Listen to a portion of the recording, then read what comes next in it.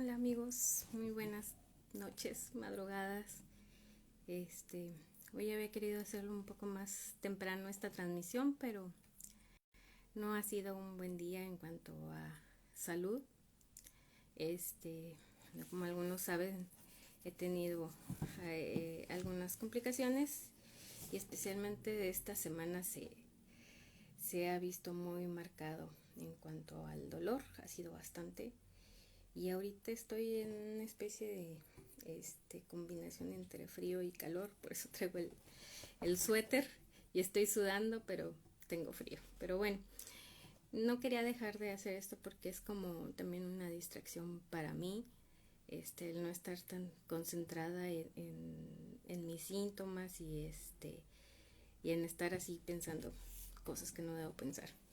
Entonces, bueno, yo había pensado esta semana platicarles un poco de vampiros, pero no me dio chance de preparar como lo estaba pensando, así que vamos a leerles un cuentito para dormir.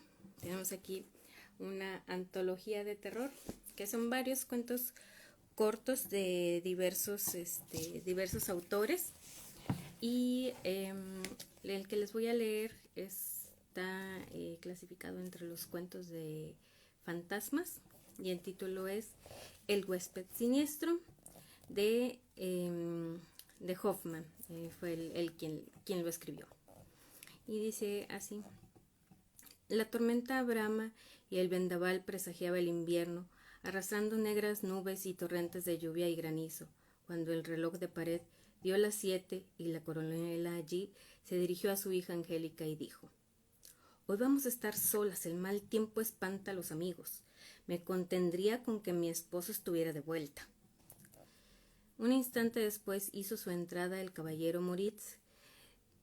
Le seguía el joven jurisconsulto que animaba el círculo con su humor ingenioso y que todos los jueves acostumbraba a visitar la casa de la coronela, de manera que, según hacía notar Angélica, aquel círculo íntimo no tenía nada que envidiar a una sociedad más numerosa. Hacía frío en el salón, así que la coronela atizó el fuego de la chimenea y aproximó la mesa de té. Señores, no voy a creer que estos dos caballeros que han venido desafiando la tormenta y el vendaval con un heroísmo caballeresco vayan a conformarse con nuestro insípido y flojo té. Así que pues, Mademoiselle Margarita, les prepare una buena bebida nórdica que servirá para contrarrestar el mal tiempo. La francesa Margarita, que no solo por el idioma, sino por las otras cualidades, era acompañante de la señorita Angélica, y apareció e hizo lo que le ordenaban. El ponche humeaba y el fuego crepitaba, y todos fueron a sentarse muy juntos, escalofriados y estremecidos, aun cuando hacía poco habían recorrido la sala hablante alegremente, como si un silencio momentáneo los sobrecogiese, y dejando así percibir extrañas voces que las ráfagas de la tormenta traían con sus ululantes silbidos. No cabe duda, dijo al fin Dagoberto, el joven jurisconsulto, que el otoño, la tormenta, el fuego de la chimenea y el ponche contribuyen a despertar en nuestro interior temores siniestros. Pero que son agradables, interrumpió Angélica. Por mi parte, no conozco sensación más grata que el ligero escalofrío que me recorre cuando los ojos, muy abiertos, lanzo una mirada rápida a través del extraño mundo de los sueños. Sin duda, dijo Dagoberto.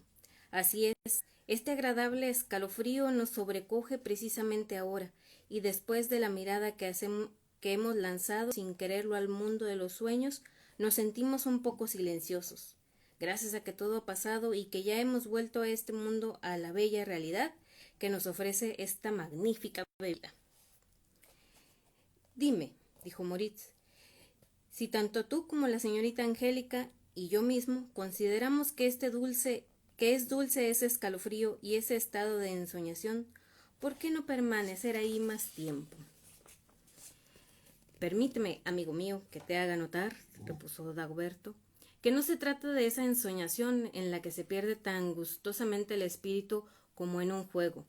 El auténtico escalofrío que produce la tormenta no es sino el primer síntoma de ese estado incomprensible y misterioso que está en lo más profundo de la naturaleza humana, frente al cual el espíritu se revela en vano. Me refiero al terror, al miedo a los fantasmas. Todos sabemos que el mundo siniestro de los aparecidos solo se manifiesta por la noche, y que sale de su oscuro cobijo preferentemente si hace mal tiempo, emprendiendo así su errante peregrinación, de suerte que no es de extrañar que en estas circunstancias seamos testigos de alguna visita espantosa. Eso no es cierto, amigos. Ellos están todo el tiempo, todo el día, no tienen horarios. Bromea, Dagoberto, dijo la coronela, y aunque no niego que el temor infantil a veces sentimos ese fundado en nuestra naturaleza, más bien creo que radica en el recuerdo de aquellos cuentos e historias absurdas con que nuestras nodrizas y sirvientas nos entretenían en la infancia. No, repuso Dagoberto con vivacidad, no, respetable señora. Estas historias que tanto nos encantaron en nuestra niñez no resonarían con tanta intensidad en nuestra alma si en nuestro mismo interior no existiesen cuerdas que vibrasen resonantes. No puede negarse el mundo de los espíritus que nos rodea y que a menudo se nos manifiesta con maravillosas visiones y extraños sonidos. El escalofrío del miedo, del terror, brota del impulso de nuestro organismo terreno. Es el gemido del espíritu encarcelado que se manifiesta de este modo. Es usted un visionario, dijo la coronela, como todos los hombres de viva fantasía.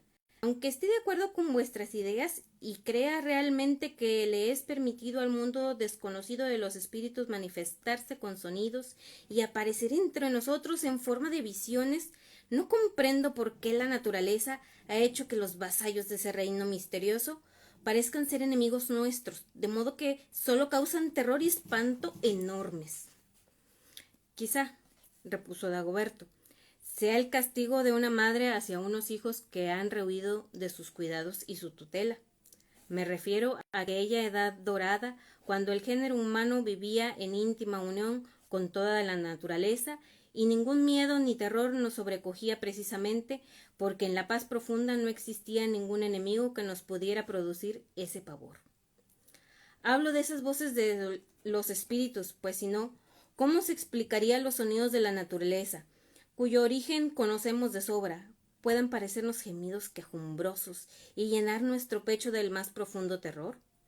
Lo más notable de estos sonidos de la naturaleza es la música, o las llamadas voces diabólicas de Ceilán, a las que hace referencia Schubert en sus consideraciones de los aspectos nocturnos de la ciencia de la naturaleza. Esas voces de la naturaleza se dejan oír en las noches calladas con sonidos semejantes a las voces humanas quejumbrosas, que ora parecen venir de muy lejos, ora resonar próximas. Causan tal efecto en el ser humano que hasta los más tranquilos y razonables observadores no pueden menos que sentirse horrorizados. Es cierto, dijo Moritz, interrumpiendo al amigo. Es verdad, nunca estuve en Ceilán ni en países vecinos y sin embargo oí un sonido tan terrorífico que no solo yo, sino todos los que lo oyeron experimentaron ese sobrecogimiento que ha descrito Dagoberto. Me agradaría mucho, repuso que nos relataras cómo sucedió aquello y al mismo tiempo podría convencer a la señora coronela. Ya sabe, dijo Moritz, que estuve en España al servicio de Wellington para combatir a los franceses. Vivaqué durante toda la noche a campo descubierto con una división de caballería española e inglesa antes de la batalla de Vitoria. Era la víspera y estaba tan cansado de la marcha que me sentía rendido y me había adormilado cuando me despertó un gemido. Me incorporé, pensando que se encontraba a mi lado alguien herido y que había escuchado los cojidos de su agonía. Pero solo oí roncar a mis compañeros. Apenas los primeros rayos del amanecer despejaron las densas tinieblas, me incorporé para ver quién de los tendidos estaba herido o agonizando. Era una noche tranquila. Solo suavemente comenzaba a dejarse sentir un vientecillo matinal que agitaba el follaje. Por segunda vez oí un largo gemido que atravesó el aire, como si resonase desde la lejanía. Parecía como si los espíritus de los caídos en el campo de batalla se incorporasen y gritaran su dolor hacia la amplia bóveda de celeste. Sentí que temblaba y me sobrecogió un terror profundo e indecible. Los gemidos que había oído proferir a gargantas humanas no era nada en comparación con estos sonidos desgarradores. Mis camaradas se despertaron desconcertados, como enloquecidos. Por tercera vez resonó el espantoso gemido hiriendo el aire. Nos quedamos paralizados, y hasta los caballos, inquietos, se encabritaron pateando. Muchos españoles cayeron de rodillas rezando en voz alta. Un oficial inglés aseguró que ya había visto en otras regiones del sur este fenómeno, que se producía en la atmósfera y su origen era eléctrico, lo que era prueba de que iba a cambiar el tiempo. Los españoles, inclinados a lo maravilloso, creían escuchar las poderosas voces de los espíritus sobrenaturales, que eran anuncio de algo tremendo que iba a suceder. Encontraron confirmada su creencia cuando, al día siguiente, la batalla retumbó terrorífica. «Tenemos que ir a Ceilán o a España», dijo Dagoberto, «para escuchar esos extraordinarios sonidos quejumbrosos de la naturaleza. ¿Acaso no podemos sentir el mismo pavor oyendo el sordo tronar de la tormenta, el ruido del granizo caer, los gemidos y el ulular del viento? Vaya, dediquémonos alguna atención a la loca música y a las mil espantosas voces que brotan de esta chimenea, o a la cancioncilla fantasmal que comienza a cantar la tetera». «Magnífico», exclamó la coronela, «magnífico, Dagoberto. Relega a la tetera los fantasmas que nos atemorizan con sus espantosos ayes». «No creas que se equivoca nuestro amigo», interrumpió Angélica. «Los extraños silbidos y chisporroteos de la chimenea realmente me estremecen, y la canción que canta la tetera de modo tan quejumbroso me parece tan siniestra que voy a apagar la lamparilla para que termine de una vez». Eso me pasa con la cafetera. Cuando pongo el café empieza a escucharse como un lamento. Angélica se levantó y al hacerlo se le cayó el chal. Rápidamente Maurice se agachó para recogerlo y entregándoselo a la joven. Ella posó en Maurice la clara mirada de sus ojos azules y él, tomando su mano, imprimió con ardor en ella los labios. En el mismo instante, Margarita se estremeció como tocada por una descarga eléctrica. El vaso de ponche que acababa de llenar e iba a ofrecer a Dagoberto cayó al suelo y se hizo 1000 pedazos.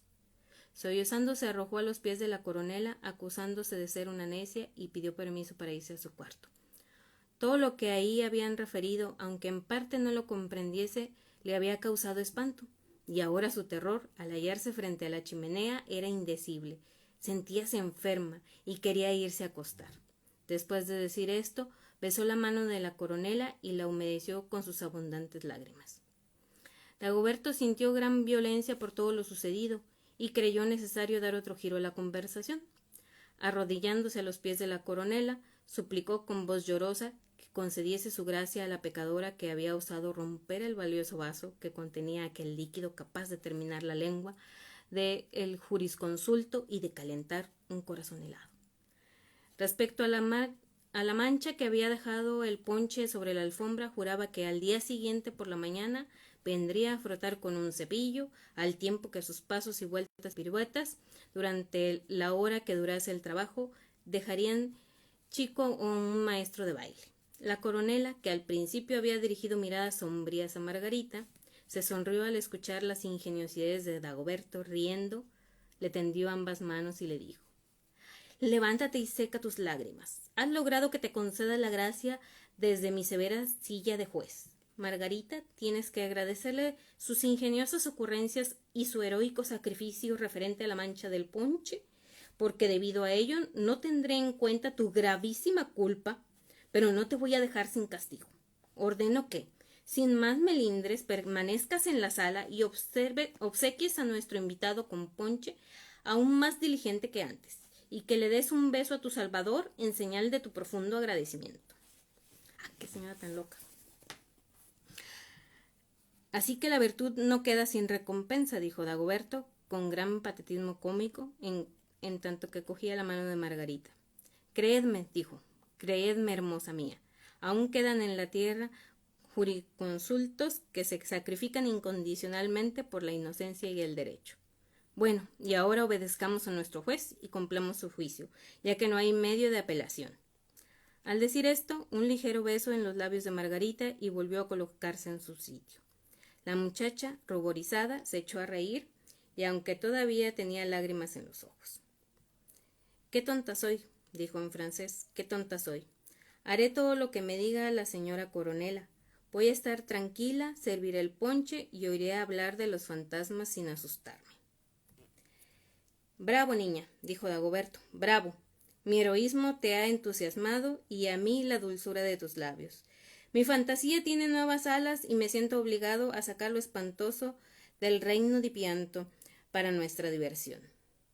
«Creo», dijo la coronela, «que deberíamos callarnos y dejar de hablar de esos fatales seres siniestros». «Por favor», interrumpió Angélica, «por favor, mamá, escucha a nuestro amigo Dagoberto. Tengo que confesar que no hay nada que me guste más que oír esas historias de fantasmas que producen escalofríos de miedo». «Cuánto me alegro», dijo Dagoberto, «cuánto me alegro.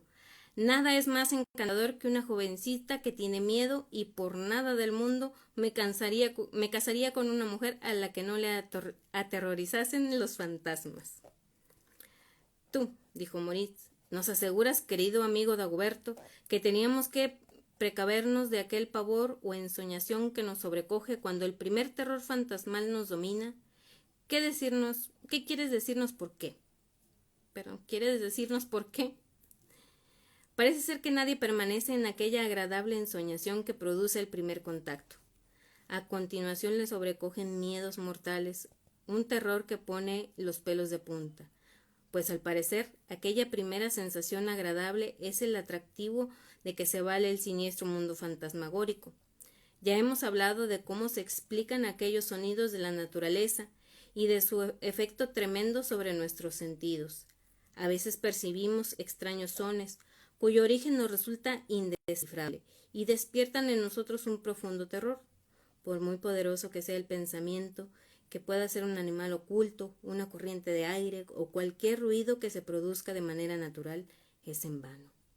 Todos sabemos, por experiencia, que cualquier ruido que se produce durante la noche, si suena en pausas medidas, ahuyenta el sueño y aumenta la angustia interior, hasta tal punto que ofusca el mismo sentido. Hace algún tiempo, yendo de viaje, tuve que detenerme en una posada, donde el posadero me preparó una habitación grande muy agradable. A mitad de la noche desperté bruscamente. La luna lanzaba sus claros rayos a través de la ventana, de modo que podía verlos todos los muebles y hasta el más pequeño detalle del cuarto. Parecía estarse oyendo el sonido de una gota de agua al caer en un recipiente metálico. Escuché, a pausas, en intervalos medidos, oía el mismo ruido. Mi perro yacía acostado a los pies de la cama. Gruñó y se agitó, gimiendo en la habitación. Sentí como si me recorriesen el cuerpo corrientes heladas, y de mi frente cayeron frías gotas de sudor. Pese a todo, sobreponiéndome con valentía, grité. Salté de la cama y me dirigí al centro de la habitación. La gota vino a caer delante de mí, como si me traspasase, yendo a dar en el metal, que produjo un ruido tintineante. Sobrecogido por un profundo espanto, corrí hacia la cama y me escondí bajo el cobertor, medio desvanecido. Parecía como si el sonido se reanudase poco a poco, resonando en el aire. Caí en un profundo sueño, del que desperté a la mañana siguiente. El perro, que se había acurrucado junto a mí, saltó alegremente apenas me vio despierto, como si se le hubiera quitado el miedo. Entonces se me pasó por la cabeza que quizá yo fuera el único para quien resultase desconocida la causa natural de aquel extraño sonido, así que conté a mi posadero toda la aventura, que todavía estremecía mis miembros de pavor. Realmente pensé, él me aclarará todo, aunque había hecho mal en no avisarme.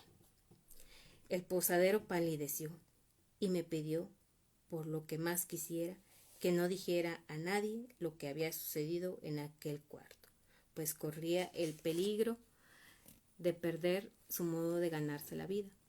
Más de un viajero, dijo, ya se había quejado de aquel ruido que se escuchaba en las noches más claras. El posadero Había revisado todo concienzudamente, incluso el entarimado y el cuarto contiguo, sin haber podido encontrar lo más mínimo que pudiera causar el espantoso sonido. Desde hacía casi un año no se había vuelto a oír nada, de modo que creyó verse libre de los malos espíritus. Pero he aquí que, con gran espanto suyo, veía que aquel siniestro ser volvía a las andadas. Ya nunca más volvería a meter a ningún huésped en aquella maldita habitación. ¡Ay! Exclamó Angélica temblando. ¡Qué espantoso! Es verdaderamente espantoso. Yo me hubiera muerto de haberme sucedido algo semejante. También a mí me ocurre que a veces en medio del sueño despierto súbitamente, sobrecogida por un miedo indecible, como si me hubiera sucedido algo aterrador. Y sin embargo no tengo ni la menor idea del motivo, ni el menor recuerdo de aquel sueño. Más bien me parece como si despertase de un estado inconsciente y casi mortal. Yo también conozco ese estado, añadió Dagoberto. Quizá tenga relación con ese poder de las extrañas influencias psíquicas a las que nos entregamos involuntariamente. Lo mismo que los sonámbulos no se acuerdan de su estado de sonambulismo, quizá esa espantosa angustia sea como una especie de resonancia de aquel poderoso encanto, cuyo origen no es desconocido, pero que nos atrae. Aún recuerdo muy vivamente, dijo Angélica, cómo hace unos 4 años, la noche que cumplía los 14, me desperté en un estado tal que el espanto me tuvo paralizada durante algunos días. En vano me esforcé por acordarme del sueño que tanto me había aterrorizado. Recuerdo claramente que muchas veces le hablé a mi buena madre de aquel sueño, sin poder recordar su contenido. Este raro fenómeno psíquico, repuso Dagoberto, tiene relación con el principio magnético.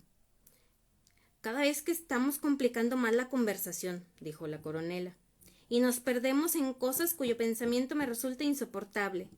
Le ruego, Moritz, que cuente enseguida algo divertido y gracioso para que terminemos de una vez con las siniestras historias de fantasmas. De muy buena gana, repuso el aludido. De buena gana obedeceré su mandato si antes me permite recordar un acontecimiento horrible que desde hace un rato tengo en la punta de la lengua. En este momento me posee de tal forma que sería vano cualquier esfuerzo para tratar de hablar de cosas más divertidas. Bien, repuso la coronela, descarga todo lo horrible que te domina. Mi esposo llegará en un momento u otro, así que entonces volveremos a enzarzarnos en alguna otra polémica o hablaremos con entusiasmo de hermosos caballos, aunque solo sea para romper la tensión que me ha producido todo este asunto de fantasmas. ¿A qué he de negarlo? Durante la última campaña, comenzó Moritz, conocí a un general ruso de nacimiento, apenas 30 años. Trabé con él una estrecha amistad, ya que el destino quiso que durante largo tiempo estuviéramos juntos frente al enemigo. Bogislav, que así se llamaba el general, tenía todas las cualidades para hacerse acreedor al mayor respeto y afecto. Era de gran estatura y noble presencia, ingenioso, de digno semblante varonil, rara cultura, la bondad misma y por añadidura valiente como un león. A menudo se alegraba mucho con la bebida, pero de pronto le sobrecogía el pensamiento de algo horrible que le había sucedido y que había dejado rastros de profundo dolor en su semblante. Entonces se callaba y, abandonando la compañía de la gente, paseaba solitario de un lado a otro.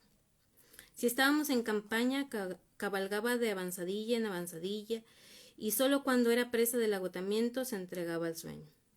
Añádase a esto que a menudo, sin necesidad alguna, se arrojaba a los mayores peligros, como si buscase en el campo de batalla la muerte, la cual parecía evitarle, ya que en las más duras refriegas no le tocaba ni una bala, ni un mandoble, no obstante lo cual era evidente que una pérdida irreparable o algún hecho imprevisto había destrozado su existencia.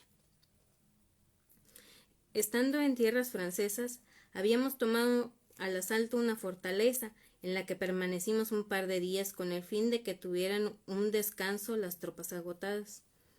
Las habitaciones donde se había alojado Bogislav estaban solo a 2 pasos de las mías. Durante la noche me despertó un ligero ruido como si golpeasen la puerta de mi cuarto. Escuché con atención. Oí mi nombre. Reconociendo la voz de Bogislav, me levanté y abrí. Ante mí estaba él en camisón de dormir y con el candelabro encendido en la mano, pálido como la muerte, temblando todo su cuerpo, incapaz de proferir una palabra. Por todos los cielos, dime, ¿qué sucede? ¿Qué pasa, querido Bogislav? Exclamé, mientras le conducía medio desvanecido a una silla, después de lo cual le di de beber 2 o 3 vasos de un vino fuerte que precisamente estaba sobre la mesa.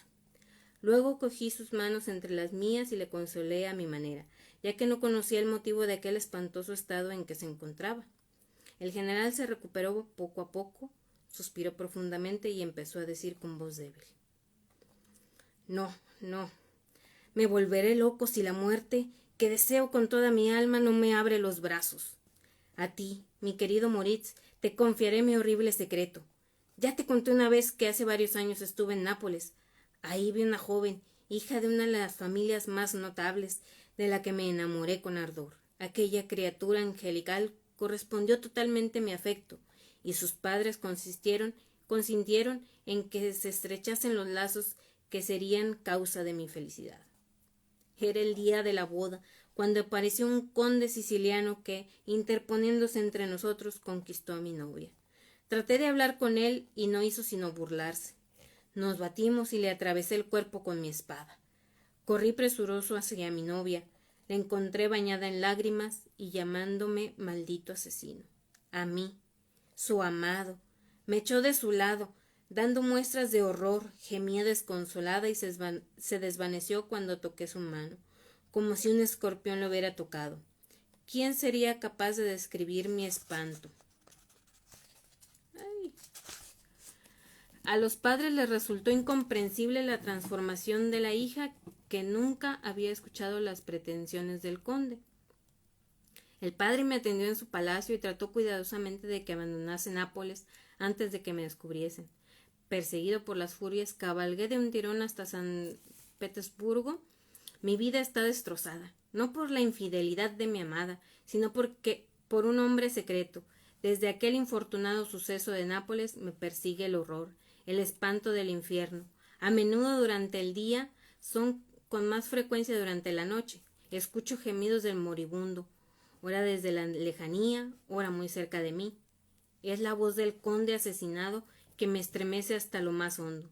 Cuando suenan los cañonazos más fuertes y se oye el tiroteo y el fuego de los mosquetes, en medio de las batallas oigo muy próximo a mí el horrible quejido, de modo que en mi pecho despierta la rabia, la desesperación y la locura. Precisamente aquella noche, cuando lo estaba contando, un gemido sofocado que se prolonga como si viniese de la puerta hizo que Bogislav y yo nos sobrecogiéramos de espanto. Daba la sensación de que alguien estaba en el suelo gimiendo y suspirando. Se arrastraba hacia nosotros con un ritmo inseguro. Entonces Bogislav se levantó rápidamente de la silla y, como si nuevas fuerzas le animasen, gritó con voz tonante y los ojos fuera de las órbitas: «Muéstrate, condenado. Si es que puedes, ya verás lo que voy a hacer de ti y de todos los espíritus infernales que están a tus órdenes». Entonces el general y yo oímos un potente golpe. En el momento en que Moritz, el narrador, decía estas palabras, se abrió la puerta de la sala donde estábamos con un estrépito terrible. Entró un hombre vestido de negro de la cabeza a los pies, el semblante pálido y la mirada seria y muy fija. Se acercó a la coronela dando muestras de los más nobles modales del mundo elegante y pidió que le perdonasen por llegar tan tarde. Pero una visita inesperada, con gran disgusto suyo, le había impedido llegar a tiempo. La coronela, incapaz de recuperarse del terror que le había causado la entrada, balbuceó algunas palabras que poco más o menos significaban que el extraño podía tomar asiento. Acercó su silla junto a la coronela, frente a Angélica, sentándose, y paseó su mirada en torno al círculo de los reunidos. Nadie se atrevió a decir una palabra, parecía que todos estaban como paralizados. Entonces el extraño personaje comenzó a disculparse nuevamente por haber llegado con retraso y por haber hecho una entrada tan impetuosa. No era culpa suya, sino del criado, que al entrar en la sala había cerrado de golpe la puerta. La coronela, tratando de vencer con esfuerzo el siniestro sentimiento que la dominaba, Le preguntó con quién tenía el gusto de hablar. El extraño hizo como que no oía la pregunta, pendiente como estaba de Margarita, que parecía haberse transformado, riendo con estrépito, bailoteando delante del extraño y que, charlando a medias en francés, le dijo que se estaban divirtiendo mucho con las historias de fantasmas y que precisamente cuando él entró, el caballero que contaba la historia estaba a punto de hacer que apareciera uno. La coronela pensó que no era cortés preguntar el nombre a quien parecía ser un invitado, y tampoco hizo nada para impedir que Margarita siguiera mostrando una conducta improcedente. El extraño puso fin a la charla de la muchacha francesa al dirigirse a la coronela y tratar de entablar conversación sobre algún asunto sin importancia. Esta respondió y Dagoberto trató de inmiscuirse en la conversación, que finalmente fue fragmentándose en diálogos diferentes. Entretanto, Margarita tarareaba algunos estribillos de canciones francesas y se movía como si ejecutase nuevos pasos de una gavota, mientras que nadie se atrevía a moverse, pues todos se sentían oprimidos, ya que a todos les había sentado como un mazazo la presencia del extraño, y cuando miraban el semblante blanco como la muerte del huésped siniestro, se les helaban las palabras en los labios. Sin embargo, nada raro había en el tono, en los gestos, en la conducta de este hombre de mundo experimentado. El fuerte acento extranjero con el que hablaba alemán y francés dejaba adivinar que no era ni alemán ni francés. Por fin respiró la coronela cuando oyó ruido de jinetes ante la casa y se escuchó la voz del coronel. Un instante después entró éste a la sala. Nada más al ver al extraño se apresuró a exclamar: «Bienvenido a mi casa, querido conde, muy bienvenido». Y volviéndose a la coronela dijo: «El conde es uno de mis amigos más queridos y más fieles. Lo conocí en el norte y volví a verle en el sur». La coronela, perdido ya todo el miedo, con amable sonrisa, echó la culpa a su esposo por no haberle avisado, de modo que no le chocase haber sido recibido de forma tan extraña por sus amigos. Luego contó al coronel que se habían pasado toda la tarde hablando de fantasmas y que precisamente cuando Maurice contaba la historia espeluznante y decía las palabras, y entonces se oyó un ruido espantoso. La puerta de la sala se abrió, entrando el conde. «Dios bendito», exclamó la coronela riéndose.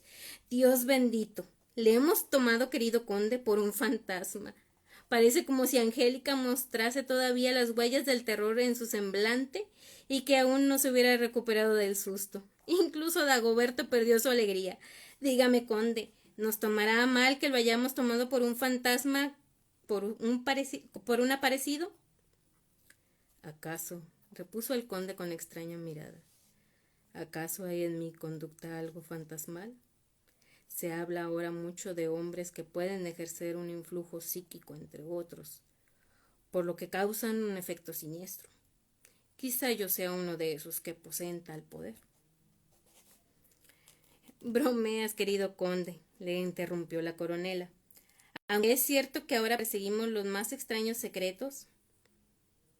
«Sí, es cierto», repuso el conde.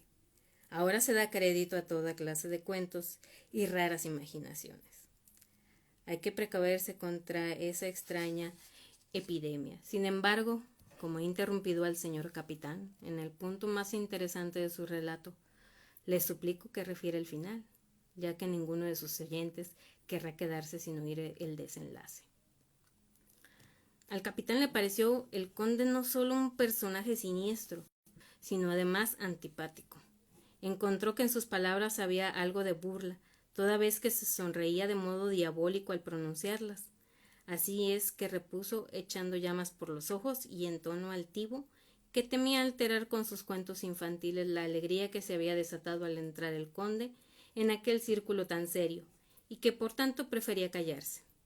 El conde hizo como que no tomaba en consideración las palabras del capitán, jugueteando con la tabaquera de oro que tenía en la mano.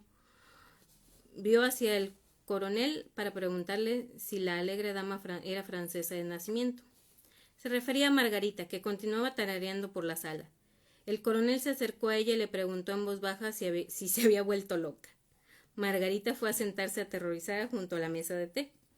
El conde tomó la palabra y fue contando diversas cosas que habían acaecido en un corto espacio de tiempo. Dagoberto apenas podía pronunciar palabra. Moritz se iba poniendo cada vez más rojo y sus ojos lanzaban chispas, como si esperase la señal para atacar. Angélica parecía sumida en la labor que había empezado y no levantaba la vista. Todos evitaban mirarse, llenos de desconfianza. «Eres un hombre feliz», exclamó Dagoberto, cuando se encontró a solas con Moritz. «No dudes más. Angélica te ama ardientemente.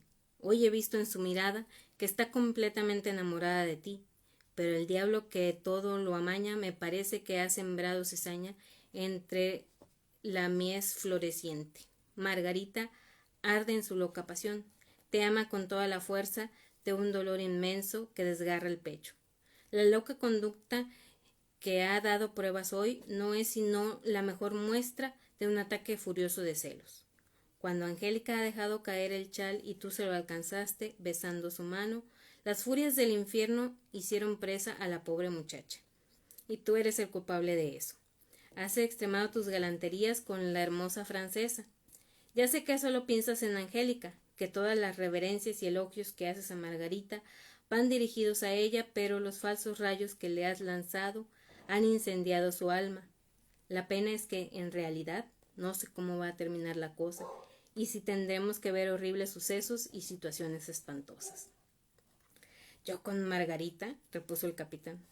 «Cuando Angélica me ama como decís, entonces, aunque lo dudo, seré feliz, y poco me importan todas las Margaritas que hay en el mundo y todas sus locuras. Pero un temor invade ahora mi ánimo. Ese siniestro conde extranjero que ha hecho su entrada de modo tan misterioso, ¿no parece interponerse entre nosotros? Tengo la impresión de que a cualquier sitio que se vuelva va a hacer que suceda una desgracia, conjurada por él mismo desde lo más profundo de la noche. ¿Has notado que con frecuencia su mirada se posa sobre Angélica y cómo sube un leve color sus pálidas mejillas para luego desaparecer? Ese monstruo ha hecho caso omiso de mi amor, por eso las palabras que me ha dirigido han sido tan burlonas, pero te aseguro que no pienso aguantarlo aunque me cueste la vida». Dagoberto dijo que el conde parecía un individuo fantasmal, al que no le había que perder la vista, aunque quizá detrás de esta apariencia se escondiese menos de lo que se figuraban y que la sensación siniestra que causaba fuera debida a la tensión en que se encontraban cuando entró. «Recibamos», repuso Dagoberto, «a todos los seres desconcertantes con ánimo templado, con invariable confianza. No hay poder maléfico que haga doblar la cabeza al que se muestra poderoso y con ánimo entero». Tiempo después, el conde, que visitaba cada vez con más frecuencia la casa del coronel, llegó a hacerse imprescindible. Todos coincidían en reconocer que el reproche del ser siniestro que le habían hecho recaía ahora sobre ellos. «¿Acaso?», decía la coronela, «¿acaso no podía él con muchísima razón conducta?».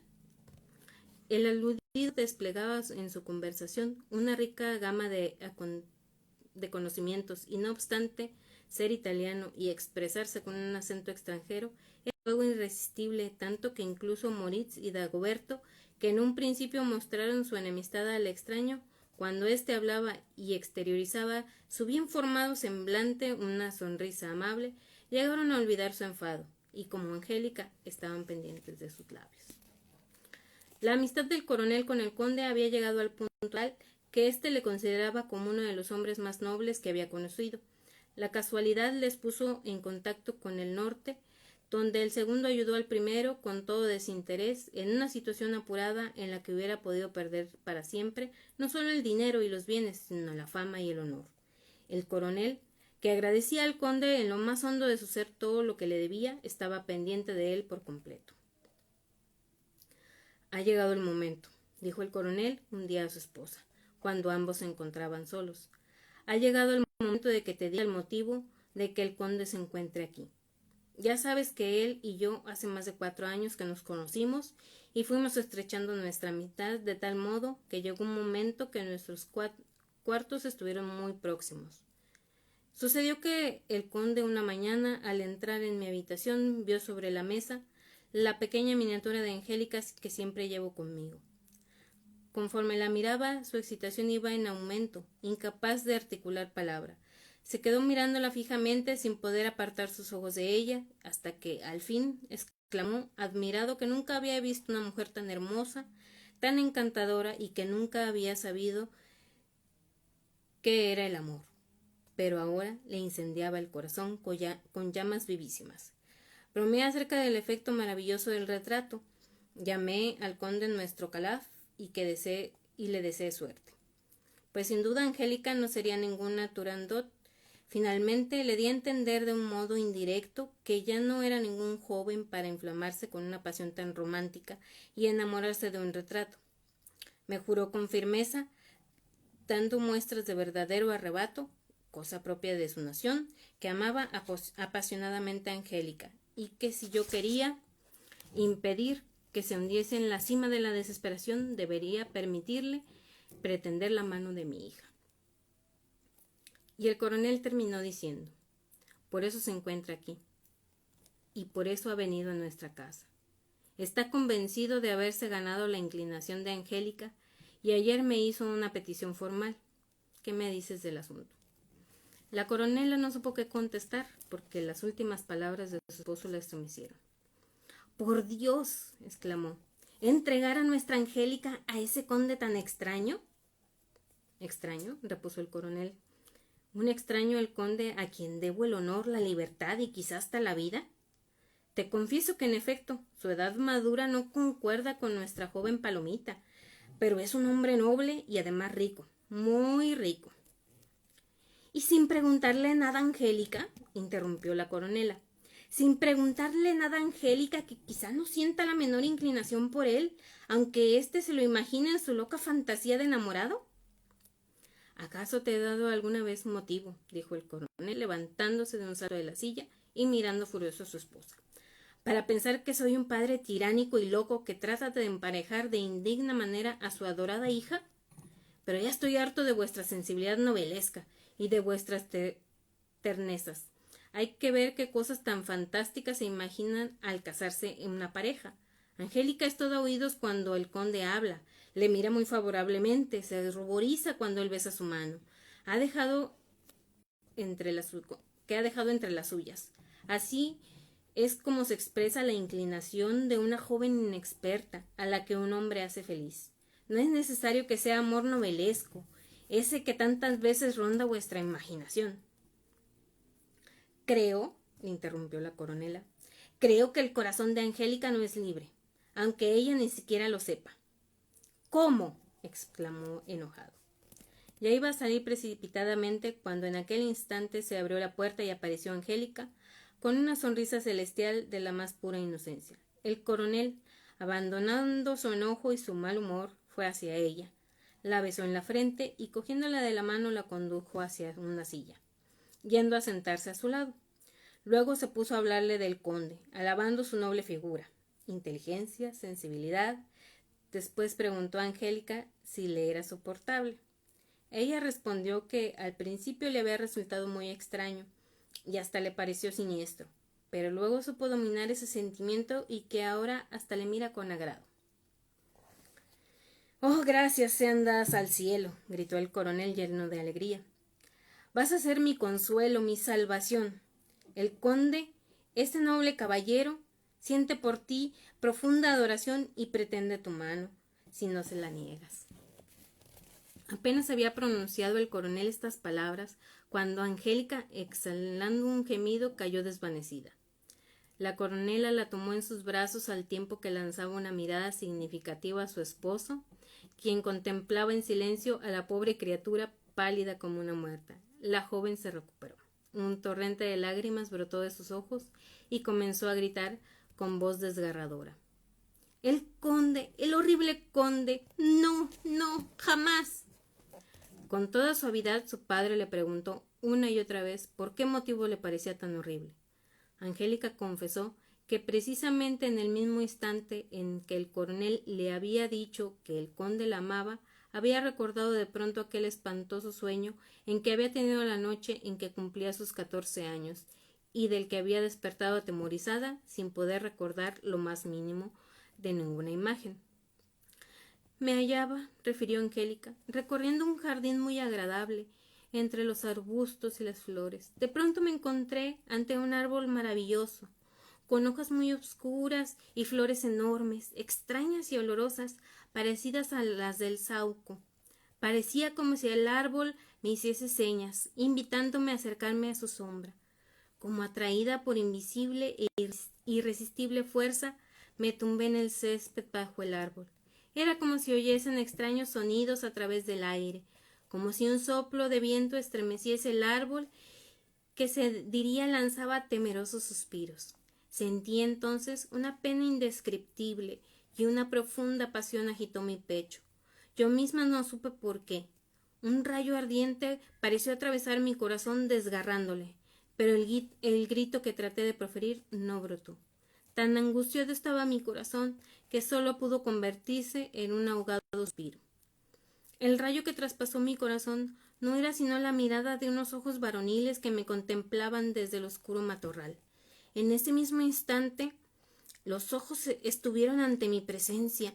Una mano blanca trazó un círculo en torno mío, y los círculos fueron haciéndose cada vez más estrechos, como si fueran un hilo de fuego, de tal forma que al final no podía moverme, envuelta en aquella tela de araña.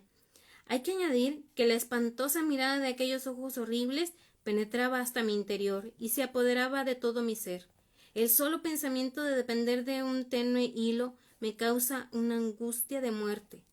El árbol inclinó las flores hacia mí y entonces se oyó la voz agradable de un joven que decía: «Angélica, yo te salvaré, yo te salvaré».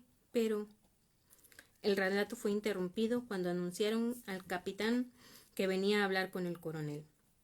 Nada más oír el nombre de aquel, Angélica le llamó de nuevo. Las lágrimas brotaron a raudales sus ojos y con una voz que expresaba un profundo dolor y la pena de amor que se alberga en un pecho exclamó: «Moritz, ay, Moritz». El capitán, al entrar, oyó estas palabras y vio a Angélica bañada en lágrimas, que le tendía los brazos. Fuera de sí y quitándose la gorra militar que cayó al suelo, se arrodilló a los pies de Angélica. Y como ésta, desvanecida por el placer, la pena, cayese en sus brazos, la estrechó contra su pecho. El coronel observó el grupo, mudo de asombro. «Me figuraba», susurró la madre en voz baja, «me figuraba que se querían, pero no sabía nada». «Capitán», exclamó furioso el coronel, «¿qué tiene usted que ver con mi hija?». Moritz, recuperándose, dejó con suavidad en la silla a la desvanecida Angélica, recogió la gorra del suelo y, dando un paso hacia el coronel, con el semblante rojo como la grana y la mirada baja, aseguró, por su honor, que la amaba profundamente, pero que hasta ese instante nunca se habían dicho la más mínima palabra, y que ni la menor confesión de sus sentimientos había brotado de sus labios. Dudaba que Angélica le correspondiese. En ese momento, por primera vez, cuando experimentaba una felicidad celestial y ahora esperaba que el noble y cariñoso padre no le rechazase, si le suplicaba bendecir el lazo que estrecharía un amor puro y ardiente. El coronel midió al capitán y luego a Angélica, con una mirada sombría. Luego se paseó por la habitación con los brazos cruzados, como alguien que ha tomado una decisión. Al fin se detuvo ante la coronela, que sostenía sus brazos a Angélica mientras la consolaba. «Vamos a ver, ¿qué relación tiene un necio sueño con el conde?». Angélica entonces se arrojó a sus pies y, besándole las manos, le rogó con sus lágrimas, le habló con la voz ahogada por el llanto: «Padre mío, padre querido, aquellos espantosos ojos que me traspasaban eran los ojos del conde, y su manto fantasmal es la que me rodeó con la tela de araña de fuego. Pero la voz juvenil que me consolaba y que me llamaba desde las flores aromáticas del árbol maravilloso era la de Moritz, mi Moritz». «¿Tu Moritz?», gritó el coronel, volviéndose tan bruscamente que Angélica estuvo a punto de caer al suelo. Luego musitó en voz baja para sus adentros: «Fantasías infantiles. Un amor oculto que sacrifica la sabia decisión del padre frente a las pretensiones de un noble caballero». Siguió como antes, paseándose en silencio de un extremo a otro de la habitación. Finalmente, dirigiéndose a Moritz, dijo: «Capitán, bien sabe que le aprecio, Para mí nada sería más grato que tenerlo por yerno. Pero he dado mi palabra al conde, al que estoy todo obligado que un hombre puede estarlo. Todo lo obligado que un hombre puede estarlo. No crea, sin embargo, que soy un padre tiránico y obstinado. Corro al ver al conde y le descubriré todo. Su amor es como un desafío, y quizá me cueste la vida, pero sea lo que sea, me rindo. Esperaré aquí a que vuelva. El capitán aseguró, lleno de entusiasmo, que él prefería 100 veces la muerte antes que el coronel sufriese el menor peligro. Este, sin darle respuesta, salió apresuradamente. Apenas hubo abandonado la estancia, los enamorados se arrojaron en brazos el uno al otro en la plenitud de su dicha, jurándose felicidad eterna. Luego, Angélica afirmó que nada más al oír al coronel la pretensión del conde sintió en lo más hondo de su alma cuánto amaba a Moritz, y que prefería morir a ser esposa de otro. Tenía la sensación de saber desde hacía mucho tiempo que Moritz la amaba. Luego ambos recordaron aquel instante en que descubrieron su amor, y al recordarlo se sintieron tan felices que olvidaron por completo la ira y la obstinación del coronel. Tan gozosos estaban que parecían niños felices. La coronela, que ya había observado este amor naciente y que aprobaba de todo corazón la inclinación de Angélica, les dio palabra de hacer todo lo posible para que su esposo cesase de insistir en un enlace que a ella misma la espantaba. Apenas había pasado una hora cuando la puerta se abrió y con asombro de todos entró el conde. Le seguía el coronel con una mirada brillante. El conde se acercó a Angélica, cogió su mano, la miró con amarga y dolorosa sonrisa. Angélica se estremeció y, próxima a desvanecerse, dejó oír un murmullo. ¡Ay, esos ojos! Palidece, comenzó a decir el conde. Palidece, señorita, como cuando por primera vez entré en su círculo. ¿Verdaderamente le parezco un espantoso fantasma? No, no se asuste, Angélica. Nada tema de un hombre inofensivo que la ha amado con todo su ardor, con todo el fuego de un corazón juvenil, y que era lo bastante necio para pretender su mano, cuando ya su corazón era devoto. No, ni siquiera mi vista recordará los tristes instantes que le he proporcionado. Pronto, quizás mañana, me volveré a mi patria. Moritz, Moritz, exclamó Angélica, arrojándose en sus brazos. El conde se estremeció, sus ojos brillaron como fuego inusitado y sus labios temblaron. Profirieron un sonido inarticulado, volviéndose a la coronela con una frase indiferente, y gracias a eso pudo dominar sus sentimientos. El coronel no dejaba de decir: ¡qué nobleza! ¡Qué hombre tan superior! ¿Quién podrá igualar a este hombre? Es mi gran amigo. Luego estrechó contra su pecho al capitán, a Angélica y a la coronela, asegurando sonriente que no quería saber nada del complot que habían tramado contra él y que esperaba que en el futuro no sufrirían más bajo las miradas de los ojos fantasmales. Como ya era mediodía, el coronel invitó al capitán y al conde a comer con él. Enseguida fue a buscar a Dagoberto, que al punto acudió muy complacido y lleno de alegría. Al ir a sentarse a la mesa, vieron que faltaba Margarita. Vinieron a decir que se había encerrado en su cuarto y que, sintiéndose enferma, no podía acudir. No sé, dijo la coronela, qué es lo que le sucede desde hace algún tiempo. Tiene humor caprichoso, llora y ríe sin motivo, y su extraña imaginación la conduce a los extremos. Tu felicidad, susurró Dagoberto al oído del capitán. Tu felicidad es la muerte de Margarita. Visionario, repuso al instante éste. Visionario, no turbes mi felicidad ni estropees mi paz. Nunca como ahora se sintió el coronel tan alegre, nunca tan feliz la coronela, que tanto había preocupado por su hija, y ahora se quitaba de encima esta preocupación. Añade a esto que Dagoberto rebosaba de satisfacción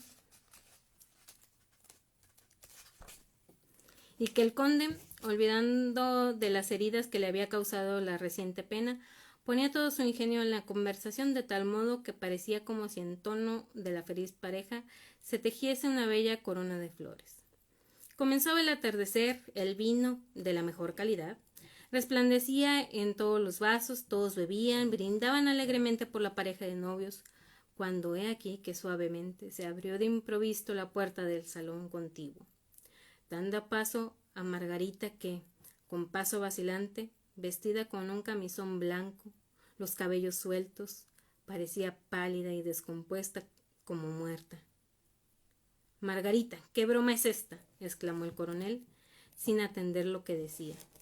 Esta, dirigiéndose al capitán y apoyando su mano helada sobre su pecho, imprimió un tenue beso en su frente, murmurando con voz ahogada: que el beso de quien va a morir traiga felicidad al alegre novio.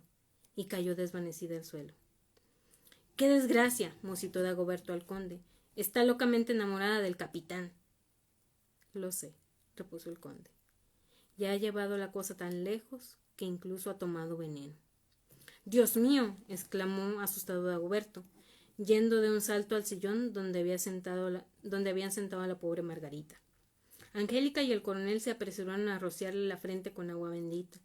Cuando Dagoberto se acercó, y precisamente en aquel instante ella abría los ojos, la coronela dijo: «Tranquilízate, hija mía. Te había sentido mal, pero ya todo ha pasado», a lo que Margarita repuso con voz ronca y ahogada: «Sí, pronto pasará todo. Me he envenenado». «Por todos los diablos, ¿estás loca? Que llamen a un médico enseguida. Traigan al primer médico bueno que encuentren». Los sirvientes y el mismo Dagoberto se apresuraron a ir en su busca. «Alto», exclamó el conde, que había permanecido quieto y tranquilo hasta haber vaciado la copa colmada de vino predilecto, un ardiente vino de Siracusa. «Alto. Si Margarita ha tomado veneno, no es necesario que venga ningún médico, pues en este caso yo sé muy bien lo que hay que hacer. Déjenme que la vea». Y acercándose a Margarita, que yacía desmayada, agitando su cuerpo por calambres nerviosos, se inclinó hacia ella. Todos vieron cómo sacaba una cajita de su bolso, tomaba algo entre los dedos y le frotaba suavemente la región cervical y el epigastrio.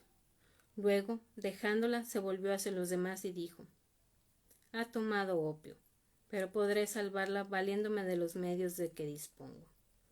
Por mandato del conde, Margarita fue transportada a su habitación, donde solo él permaneció a su lado. La doncella de la coronela, entretanto, había encontrado el frasquito que contenía las gotas de opio que le habían sido prescritas a la coronela, que la insensata había vaciado. «El conde», dijo Dagoberto con tono irónico, «el conde verdaderamente es un hombre prodigioso.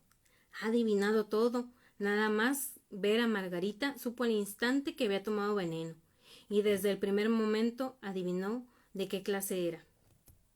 Pasada media hora, el conde entró en la sala asegurando que Margarita estaba por completo fuera de peligro. Echando una mirada de reojo a Moritz, añadió que además esperaba haber acabado de una vez con la raíz del mal.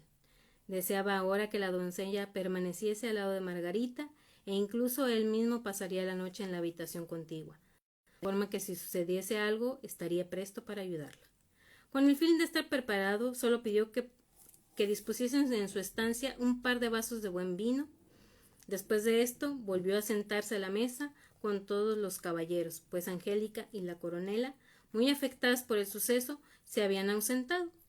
El coronel manifestó gran enfado por la maldita broma que les había gastado aquella loca, pues así era como juzgaba la conducta de Margarita. Moritz y Dagoberto se sintieron muy incómodos e intranquilos, tanto cuanto que el conde, al observar su estado, se mostraba más alegre y regocijado, aunque había algo siniestro en su alegría. «Este conde», dijo Dagoberto a su amigo cuando se dirigieron a su casa, «me resulta ser un ser verdaderamente siniestro. Parece como si su conducta encerrase algo misterioso». «Ay», repuso Moritz, «siento mi pecho agitado y los más negros pensamientos oprimen mi corazón, pues me parece que una desgracia amenaza mi amor».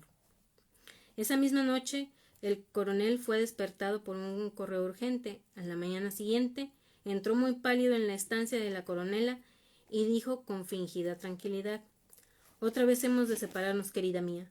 La guerra empieza de nuevo. Anoche recibí la orden. En cuanto esté preparado, quizá esta misma noche, tendré que salir con el regimiento».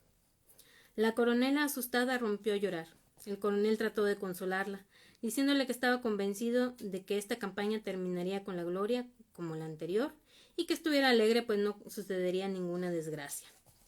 Entretanto, añadió, mientras combatimos al enemigo y se firma la paz, puedes trasladarte a nuestras posesiones.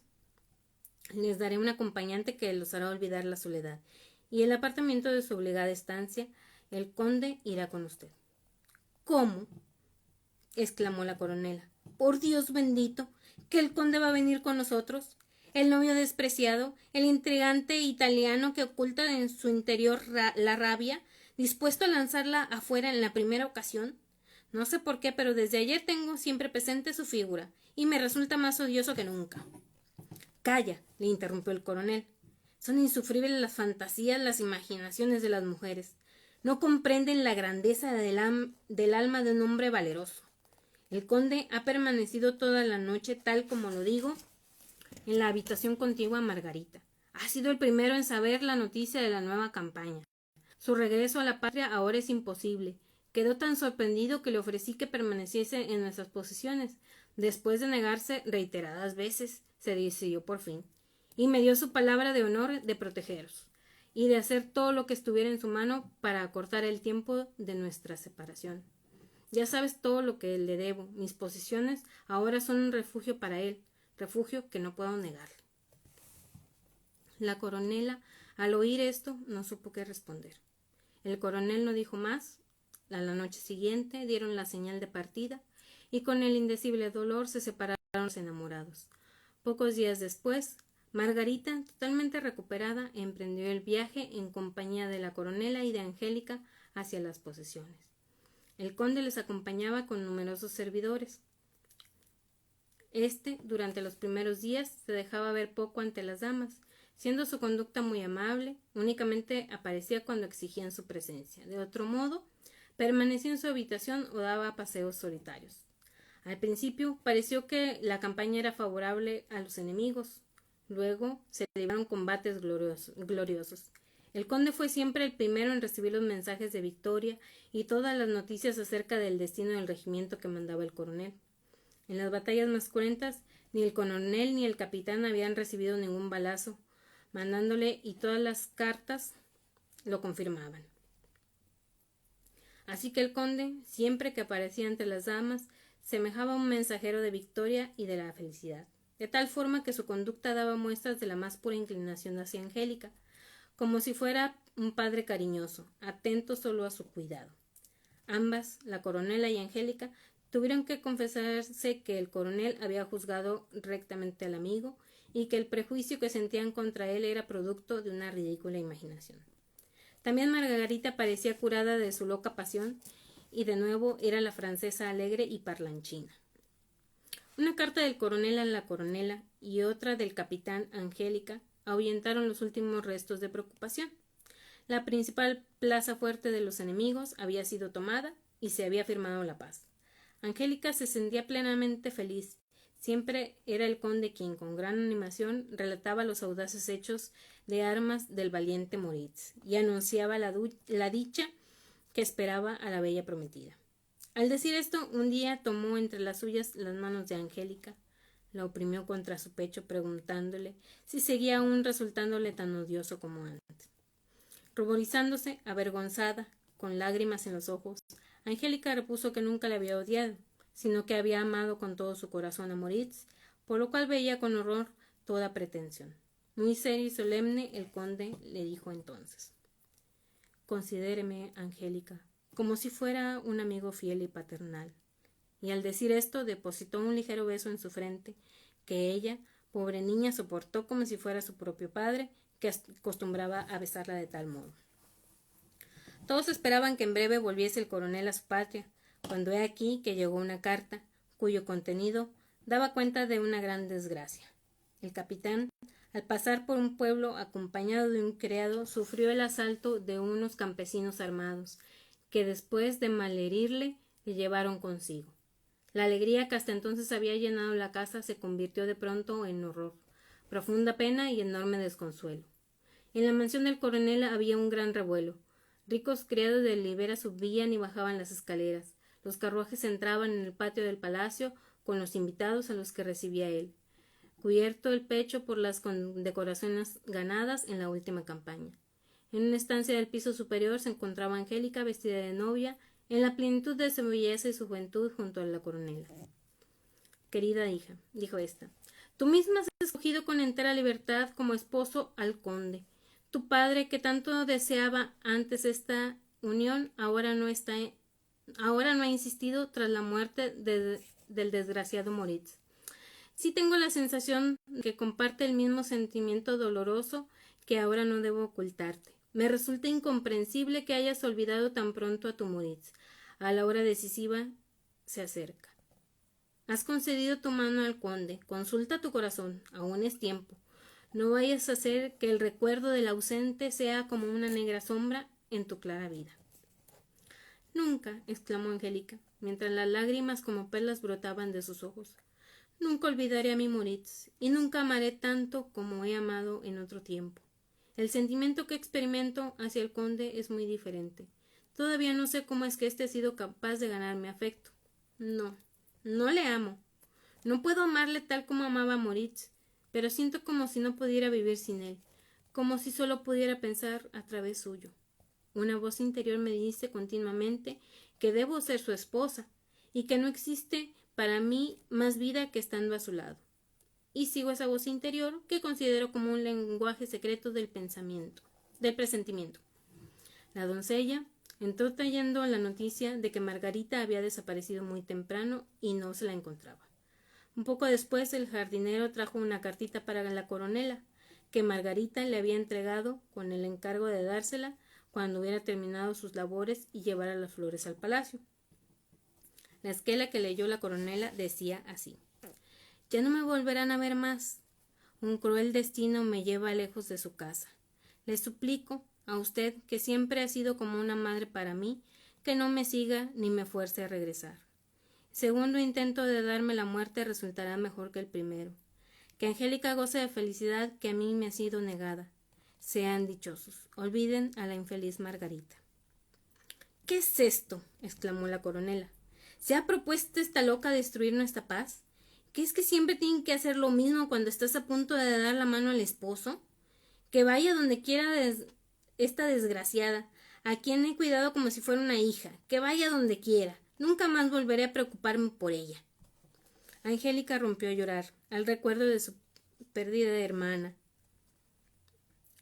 y la coronela le suplicó entonces que no prestara atención a una loca en momentos tan decisivos. Y estaban todos reunidos en el salón grande cuando sonó la hora de encaminarse a la capilla, donde un cura católico debería unir a la pareja. El coronel condujo a la novia y todos quedaron asombrados ante su belleza, realzada por la sencilla y elegancia de su traje. Se esperaba al conde. Transcurrió un cuarto de hora, luego otro, y no aparecía. El conde se encaminó a su habitación. Un servidor dio la noticia de que el coronel se encaminó a su habitación. Un servidor se dio la noticia de que el conde, después de vestirse, se había sentido repentinamente indispuesto y se dirigió al parque a dar un paseo con el fin de tomar aire, prohibiéndole al criado que le siguiera. Este confesó que no sabía por qué la conducta del conde le preocupaba y le había pasado por la cabeza que algo espantoso le iba a suceder. Tras eso dijo que, como el conde iba a regresar de un momento a otro, debía llamarse inmediatamente a un famoso médico que se encontraba entre los invitados. Acompañado del criado, el médico aludido se encaminó al parque en busca del conde. Se dirigió por el paseo principal hacia una plazoleta rodeada de tupidos arbustos, que según recordaba el coronel era el sitio favorito de aquel. Allí estaba totalmente vestido de negro, con la estrella de la orden refulgiendo sobre su pecho, los brazos plegados y sentado en un banco. Se apoyaba en el tronco de un sabuco floreciente y los miraba con una mirada fija. Todos sintieron estremecimiento al verle, pues la mirada sombría en aquellos ojos que parecían vacíos era espantosa. —Conde, ¿qué le ha sucedido? —exclamó el coronel, pero no hubo respuesta. No se movía, no respiraba. El médico se abalanzó hacia él, le quitó la casaca, el cuello, la camisa, le frotó la frente. Volviendo hacia el coronel, dijo con voz sofocada: son vanos todos los remedios. Está muerto. El ataque le ha sorprendido precisamente aquí. El criado prorrumpió en gritos. El coronel, sobreponiéndose al tremendo espanto que sentía con valor varonil, le rogó que se apaciguara. Podemos causarle la muerte a Angélica si no procedemos con cautela, dijo. Apenas hubo dicho esto el coronel, levantaron el cadáver y lo llevaron al pabellón solitario, cuya llave guardaba él, dejándolo bajo vigilancia del criado. Luego se encaminaron con el médico hacia el palacio. Sin saber la conducta a seguir, se preguntaban si debían ocultar a Angélica la fatal noticia o comunicársela con serenidad. Cuando entró en el salón, encontró un gran desconcierto y revuelo. Al parecer, Angélica se encontraba con alegre conversación cuando de pronto, cerrando los puños, cayó desmayada.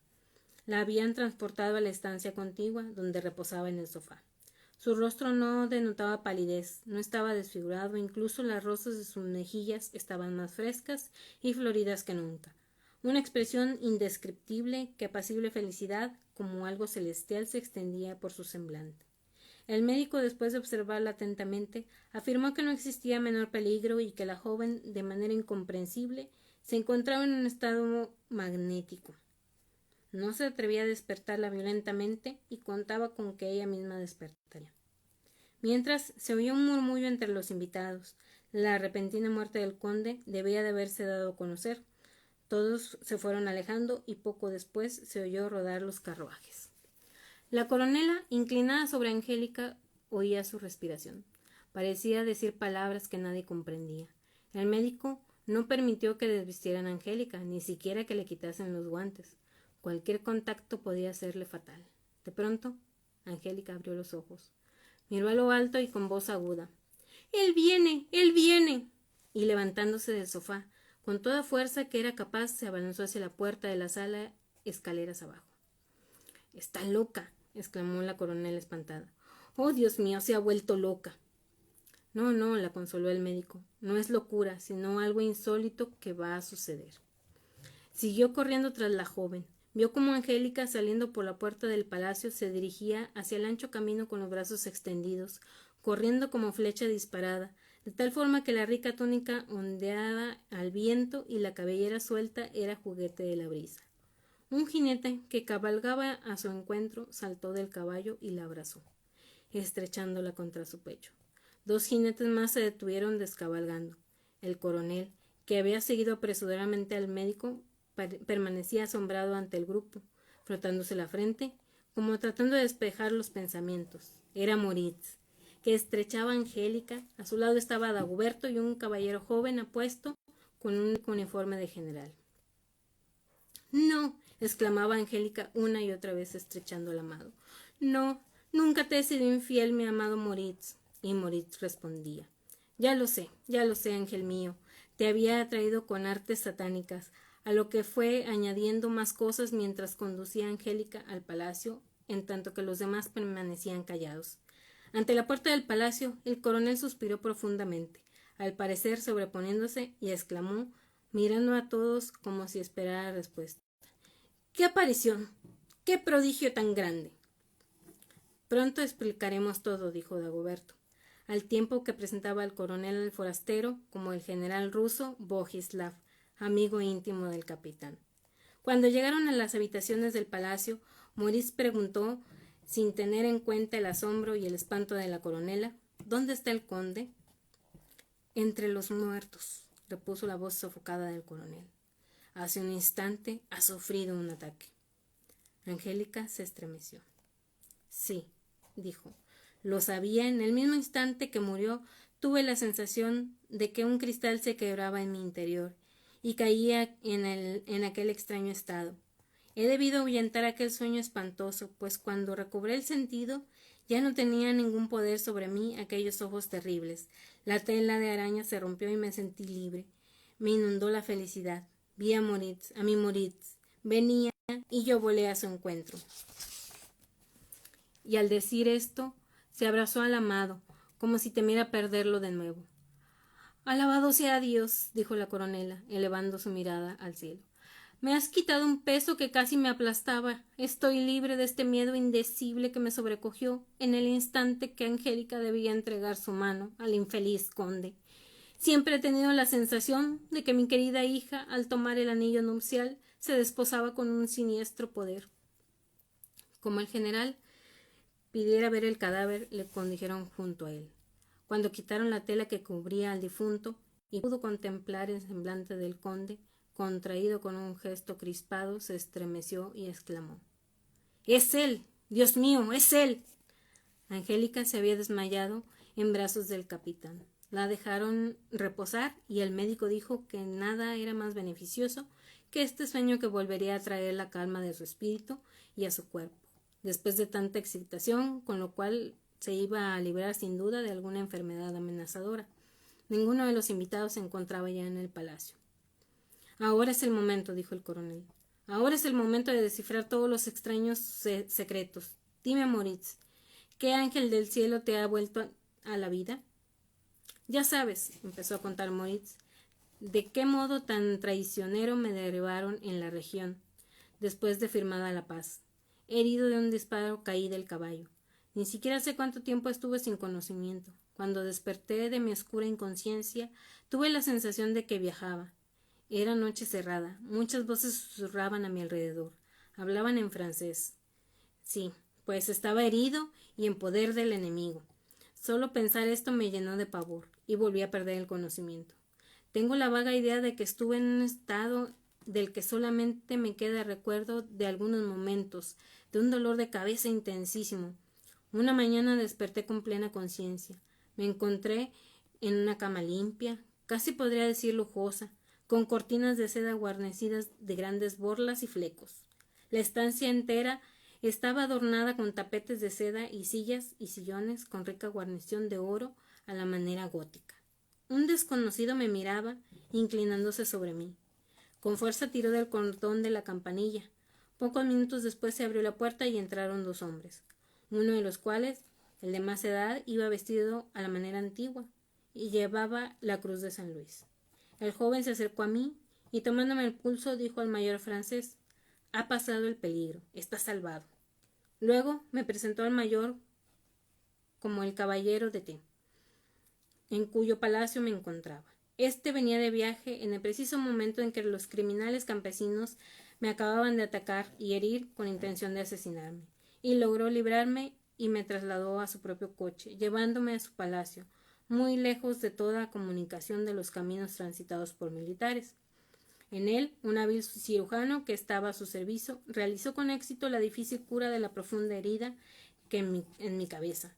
Me dijo que amaba a mi país, que en los amenazadores tiempos de la Revolución le habían enseñado mucho bueno, así que se alegraba de poder serme útil. Todo lo que aquel palacio pudiera servir para mayor comodidad mía y me reportara alivio estaba a mi servicio. Además, bajo ningún concepto me consentiría que me fuera antes de que mis heridas estuvieran fuera de peligro y hasta que desapareciera la inseguridad de los caminos. Por lo demás, sentía mucho la imposibilidad de dar a mis amigos noticias del lugar donde me encontraba. El caballero era viudo. Sus hijos estaban ausentes, de modo que habitaba el palacio únicamente en compañía del cirujano y de una numerosa servidumbre. No me cansaría de referir con pormenores cómo fui curándome en manos del hábil cirujano, cómo el caballero se encargó de hacerme agradable aquella vida mía de ermitaño. Su conversación era notable y su mirada muy profunda, lo que no suele ser corriente entre los de su nación. Hablaba de arte y de ciencia, aunque evitaba siempre decir nada de los recientes acontecimientos. Puedo afirmarse que mi único pensamiento era Angélica, y que todo mi ser se consumía solo de pensar en el dolor que podría sentir a causa de mi muerte. Continuamente pedía al caballero que procurara enviar cartas mías al cuartel general, pero hacía un gesto negativo con la mano y me consolaba, diciendo que en cuanto estuviera curado, sucedería lo que sucediera, prometía llevarme a mi patria. De sus manifestaciones deduje que la guerra había comenzado de nuevo con ventaja para la alianza, lo cual ocultaba piadosamente. La mención de algunas cosas fue más que suficiente para afianzar las sospechas que ya abrigaba Dauber. Estaba yo libre de fiebre, pero una noche, sin saber cómo, caí en un estado de ensoñación verdaderamente incomprensible, que todavía me estremece y me deja un recuerdo fatídico. Veía a Angélica, pero sucedía como si su figura se desfigurara temblorosa y en vano yo trataba de retenerla. Otro ser se interponía, se apoyaba en mi pecho, penetraba en el interior de mi corazón, de tal modo que la extraña sensación de placer me dejaba sin respiración. A la mañana siguiente, por casualidad, recayó mi mirada sobre un retrato que estaba frente a mi lecho y que hasta entonces no había visto. Me estremecí profundamente, pues era Margarita, que me contemplaba con sus vivos ojos negros. Pregunté al sirviente de dónde provenía el retrato y a quién representaba. Me dijo que era la sobrina del caballero, la marquesa de T, y que el retrato siempre había estado colgado ahí, y que si no lo había visto hasta ayer era porque precisamente ayer lo había retirado para quitarle el polvo. El caballero lo confirmó. Así pues, siempre que despierto o en sueños pensaba en Angélica, encontraba a Margarita ante mi vista. Mi propio yo me parecía lejano. Un poder extraño regía mi ser, y dominado por el terror me sobrecogía. Me daba cuenta de que no podía dejar de pensar en Margarita. Nunca olvidaré el malestar y el trastorno que me producía esa horrible sensación. Una mañana, que estaba asomado en la ventana refrescándome con las dulces auras de la brisa matinal, oí resonar en la lejanía música de trompetas. Al reconocer esa alegre marcha de la caballería rusa, el corazón pareció querer saltarse del pecho, y tuve la sensación de que espíritus favorables me llamaban y sus voces amables me proporcionaban consuelo, tendiéndome la mano y hacia una nueva vida, haciendo todo lo posible para sacarme del féretro en que me tenía encerrado un poder enemigo. Raudos como centellas, algunos jinetes entraron cabalgando por el patio del palacio. Miré hacia abajo. «Bogislav, Bogislav», grité lleno de entusiasmo. El caballero entró pálido, desconcertado por la llegada inesperada de aquellos huéspedes. Vacilante, sin consideración de ninguna clase, me precipité en los brazos de Bogislav. Con asombro me enteré de que se había firmado la paz hacía mucho tiempo, y que gran parte de las tropas emprendían el regreso. Todo esto me lo habían ocultado el caballero, manteniéndome como encarcelado en el palacio. Nadie, ni siquiera Bogislav, era capaz de adivinar el motivo de esa conducta, pero todos tenían presentimiento de que algo extraño había en juego. El caballero, desde aquel mismo instante, dejó de ser el mismo y entró en una especie de decaimiento. Nos aburrían con sus caprichos y pequeñeces. Si yo, con el más puro sentimiento de gratitud, refería con entusiasmo cómo me había salvado la vida, él sonreía maliciosamente y parecía un lunático. Después de un descanso de 24 horas, Bogislav emprendió la marcha, y yo me uní a él. Estábamos muy contentos de dejar atrás el antiguo burgo, que nos daba la sensación de una prisión siniestra. Pero ahora continúa tú, Dagoberto, que te corresponde referir los extraños sucesos que tuvieron lugar. «¿Cómo dudar?», comenzó a decir Dagoberto, «de la maravillosa capacidad del presentimiento que tiene un ser humano. Nunca creí en la muerte de mi amigo. El espíritu, que en sueños nos hablaba de un mundo tan evidente en nuestro interior, me decía que Moritz vivía y que estaba preso por lazos misteriosos que alguien le había tendido. El enlace matrimonial de Angélica con el conde me destrozaba el corazón. Cuando después de algún tiempo regresé y vi a Angélica en aquel estado, he de confesarlo, que me llenó de pavor, pues tenía una sensación de ver un horrible secreto en un espejo mágico, se lo aseguro. Así que decidí recorrer el país hasta encontrar a mi amigo Moritz. Nada le diré de la satisfacción, de la alegría que experimenté cuando en suelo alemán encontré a Moritz. Con él, al general S., en todas las furias del Averno, despertaron en el pecho de mi amigo, cuando se enteró del enlace de Angélica con el conde.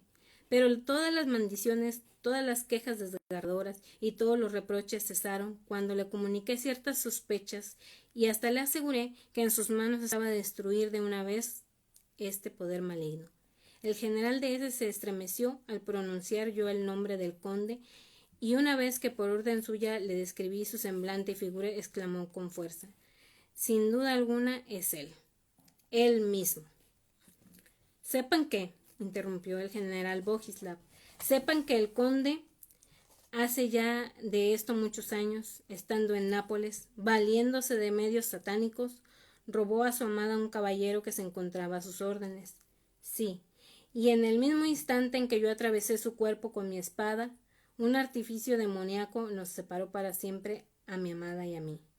Mucho después me enteré de que la herida que le había causado no era peligrosa, que pretendía la mano de mi amada y, ay, que precisamente el mismo día que iba a celebrarse la ceremonia había muerto ella a causa de un ataque. Dios justo y poderoso, exclamó la coronela. ¿No le habrá amenazado el mismo destino que mi querida hija? Pero ¿cómo he podido presentir esto? Señora, repuso Dagoberto, es como si la voz de un espíritu que presintiera todo les hubiera dicho la verdad. Y la horrible aparición, continuó diciendo la coronela, que a Moritz le hacía alusión aquella tarde cuando entró el conde de aquel modo siniestro.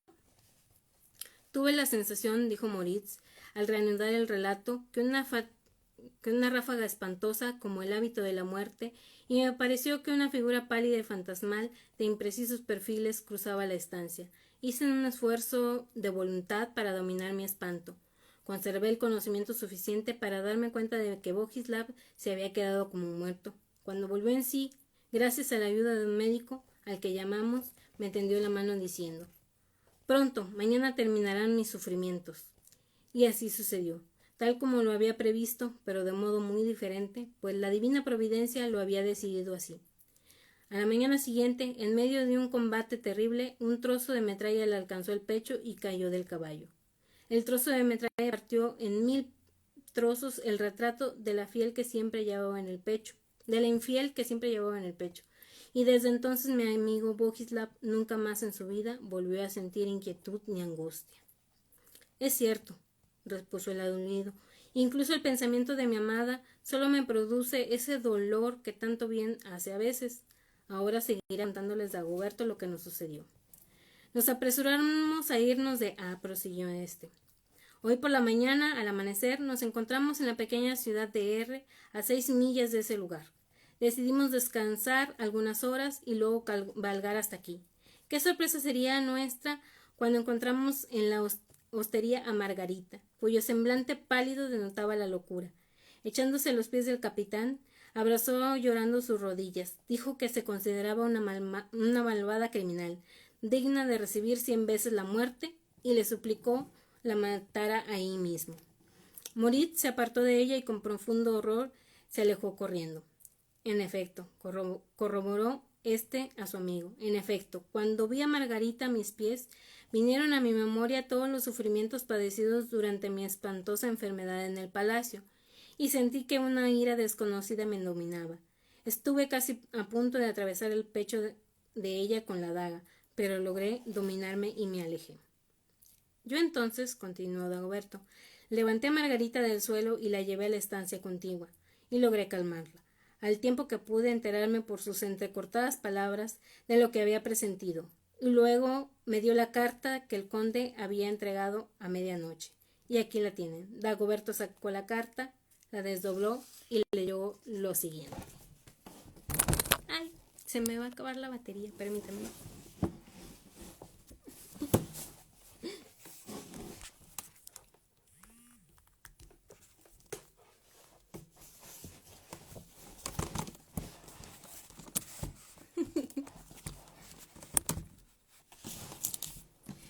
Huye, Margarita, todo está perdido. Se acerca ese hombre odioso, toda mi ciencia nada puede hacer frente a ese negro destino que va a vencerme cuando ya estaba a la cima. Margarita, te he iniciado en secretos que aniquilarían a cualquier ser vulgar que intentara saberlos. Dueña ya de una fuerza espiritual, de voluntad de acero, eres una aventajada discípula del experimentado maestro. Me has ayudado mucho. Gracias a ti pude dominar a Angélica y dominar lo más profundo de su ser. Quise concederte la felicidad que tanto anhelas y comencé a trazar los peligrosos círculos, esas operaciones de los que yo mismo me horrorizo. En vano. Huye, de lo contrario perecerás. Hasta el momento culminante trataré de atacar al enemigo, pero justo en ese momento me sorprenderá una muerte súbita. Moriré solo. Cuando llegue el momento, me iré paseando hacia el árbol maravilloso, a cuya sombra a menudo se referían los prodigiosos secretos que domino. Margarita, renuncia para siempre a estos secretos.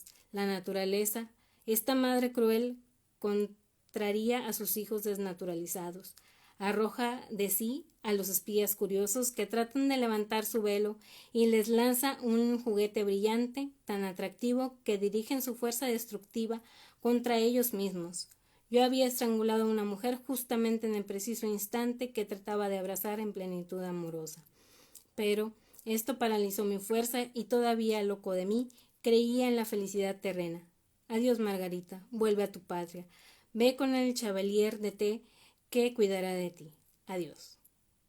Cuando Dagoberto hubo terminado de leer la carta, todos se estremecieron. Así pues, me veo forzada a creer, comenzó a decir lentamente la coronela, en cosas contra las que se revela lo más íntimo de mi ser. Pero lo que ciertamente me resulta muy extraño era cuán presto se había olvidado Angélica de Moritz y se había vuelto hacia el conde. No me ha escapado que continuamente se encontraba en un estado de exaltación enorme que me tenía muy preocupada. Recuerdo que la inclinación de Angélica comenzó a manifestarse del siguiente modo. Ella me decía que casi todas las noches soñaba con el conde y que eran sueños muy agradables. Cierto, continuó Dagoberto. Margarita me confesó que por orden de aquel todas las noches se acercaba a Angélica y pronunciaba a su oído el nombre del conde, suavemente, con voz agradable, incluso que el mismo conde muchas veces a mitad de la noche abría la puerta y entraba durante algunos momentos, clavaba su penetrante mirada en Angélica, que estaba dormida, alojándose luego. Ahora que acabo de leer esta significativa carta, ¿me permiten un comentario? Tengo la certeza de que se ha valido de toda clase de armas secretas para ejercer un efecto psíquico en los caracteres y que esto lograba gracias a una fuerza especial que le había concedido la naturaleza. Estaba en relación con el Chevalier de T, que permanecía en esa escuela invisible y que cuenta con algunos miembros en Francia, en Italia y que procede de la antigua escuela de Cheu. Por este motivo, el Chevalier mantenía encerrado en su palacio al capitán y ejercía sus artes encantatorias sobre él. Podría darle pruebas de los medios secretos de que se valía el conde para dominar el principio psíquico, y por lo que me descubrió Margarita, podría referirle muchas cosas de esta ciencia que no me es desconocida, pero cuyo nombre no puedo decir por temor a no ser comprendido. En fin, dejemos esto por hoy. Oh, para siempre, dijo la coronela. No quiero saber nada más de ese reino desconocido, donde habitan el espanto y el terror. Gracias a la divina providencia, ha salvado a mi hija. Nos hemos librado del huésped siniestro que en tal momento entró en nuestra casa. Se decidió al día siguiente que volvería a la ciudad. Solo iban a quedarse la coronela y Dagoberto para cuidar el entierro del conde. Hacía mucho que Angélica era esposa feliz del capitán. Sucedió, pues, que en una noche tempestuosa de noviembre la familia, en compañía de Dagoberto, estaba reunida en la misma sala, junto a la chimenea, encendida igual que aquella vez que el conde entró, abriendo la puerta de manera fantasmal. Como entonces silbaban y ululaban extrañas voces que el viento huracanado transmitía por las chimeneas. ¿Se acuerda?, preguntó la coronela con mirada brillante. ¿Se acuerda? No quiero historias de fantasmas, exclamó el coronel. Pero Angélica y Moritz comenzaron a comentar lo que experimentaron aquella noche, y cómo entonces sintieron cuánto se amaban, si es que no cesaban de mencionar los menores detalles de lo entonces ocurrido, haciendo referencia a la pura luz de su amor y al dulce estremecimiento de pavor que despertó en sus pechos la llegada del huésped siniestro, y de aquellas voces fantasmales que parecían anunciar algo más pavoroso aún. ¿No te parece, amor mío?, dijo Angélica, como si los extraños rumores de la tormenta que ahora se oyen temblaran con voz amiga de nuestro amor? Es cierto, repuso Dagoberto, es cierto, y hasta ahora los silbidos y el zumbar de la tetera no resultan ya tan horribles como nos parecían antes, sino que semejan una graciosa canción de cuna musitada por el geniecillo del hogar. Angélica escondió su semblante, ruborizado como una rosa, en el pecho del felicísimo Moritz. Este pasó su brazo en torno a la bella amada y dijo suavemente: ¿será posible que exista una felicidad mayor que esta?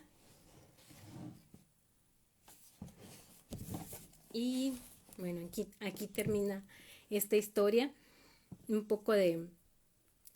un poco entre fantasmas y un poco de, digamos, ciencias ocultas que muchas veces pues se utilizan para dañar a los demás o controlar a los demás. Pero todo lo que hacemos de alguna manera regresa hacia nosotros.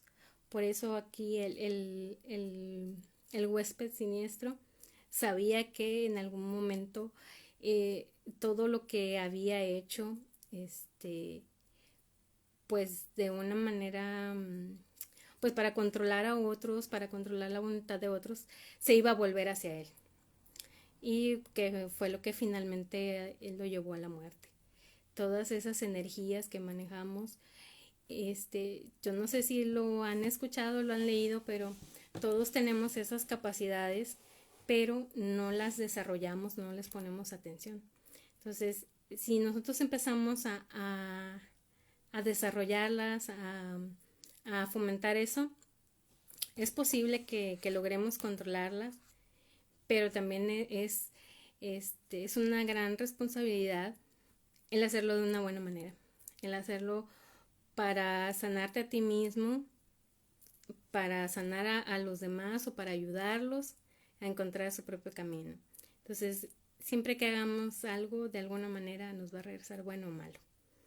Y muchas veces, cuando encontramos a alguien que domina estas artes, pues le pedimos ayuda, pero también, si hacemos algo, aunque sea por otra persona, bueno o malo, también nos va a tocar algo de ese pago que se debe, ¿no? a la vida. Entonces, todas las energías de la naturaleza están ahí para apoyarnos, pero también pueden volverse en nuestra contra si nosotros nos portamos mal. Entonces, espero que les haya gustado este cuento. Prometo prepararles lo que les decía de los vampiros y vamos a mezclar ahí alguna mitos y leyendas de aquí de la zona, que a lo mejor ya lo han escuchado seguramente, pero bueno, lo vamos ahí a mezclar junto con otra de las historias de esta antología de terror. Y bueno, si quieren algún otro tema, pues aquí me dejan en los comentarios y lo preparamos. Y muchas gracias por acompañarme hasta ahorita y espero que puedan descansar aunque sea un ratito. Nos vemos la próxima semana.